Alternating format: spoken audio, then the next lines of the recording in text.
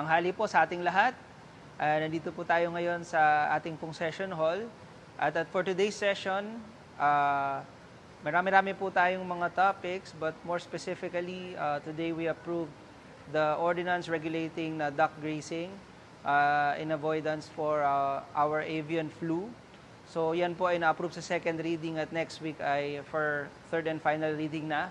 Besides that, today is the regular session and regular agendas were also approved. And ang exciting ngayong araw na ito ay magandang balita na nabanggit ng ating board member Suniga na ang pondo na 200,000 ng bawat barangay ng 680 barangay sa ating lalawigan ay ready na for implementation dito sa ating treasury. At good news yan para sa mga barangay natin at maraming matutulungan Lagunense.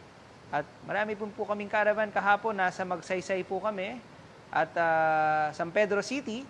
At nung makalawa, nanggaling din po kami sa Santa Rosa City, sa Barangay Aplaya at sa Louisiana. Nung Friday, nakasama po namin sa bayan ng Louisiana si Vice Mayor Junices Acailar. Abangan po natin ang ating mga caravans this week. I will keep you posted. Dito po sa Barangay July 23, Thursday, Barangay Baba del Norte, Agaraw, Covered Court.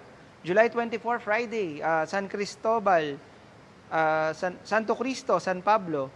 At sa 31 po sa Barangay Santo Angel Norte sa San Pablo City. At marami pang iba.